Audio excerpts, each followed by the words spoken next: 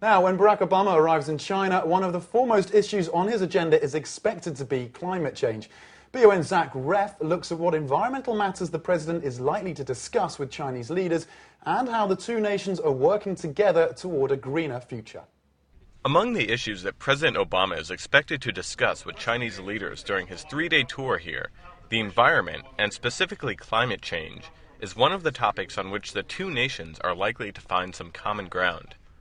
Both China and the U.S. are keen to slow climate change, and some experts believe that this topic will be the centerpiece of many discussions between the two nations. Certainly climate change will be the top environmental issue that they discuss. If the current weather and pollution levels hold up, President Obama will be greeted by clear blue skies when he comes to Beijing. However, the skies over the capital aren't always so clear, and China continues to struggle with reining in pollution while at the same time encouraging growth. China is currently the world's #1 emitter of carbon dioxide, one of the main gases responsible for climate change. Many cities in China have the dubious distinction of being among the most polluted places in the world. And even in Beijing, the skies are often choked by pollution so thick that it blocks out the sun. However, the government here has also taken aggressive steps to reduce pollution, including enacting stricter fuel economy standards for cars than those in the U.S., and setting ambitious targets for the use of renewable energy. Obama's visit to China comes about 1 month before the Copenhagen summit, one of the most important meetings on environmental matters in more than a decade.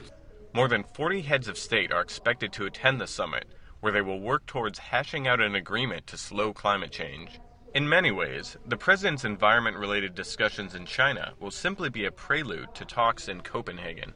Both countries, I think, want to have an effective, legally binding agreement come out of Copenhagen.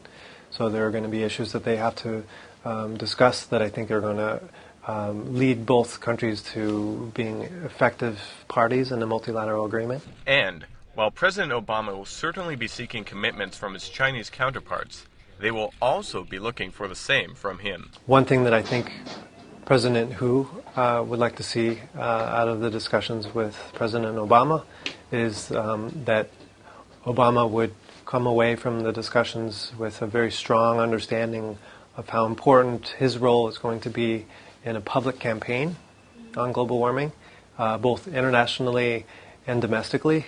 As a testament to President Obama's global influence, the environmental NGO Greenpeace recently created a sort of online petition for the Chinese public with a message on climate change that the group hopes to deliver to both Obama and the Chinese government. The Chinese public is concerned with climate change. So this is not just a pressure on President Obama. This is also pressure on the Chinese government to step up their ambitions in tackling climate change. And, according to Mr. Ash, the ways in which President Obama deals with these global environmental issues could ultimately define his presidency. He's an extremely popular president internationally. Of course, that's not bulletproof.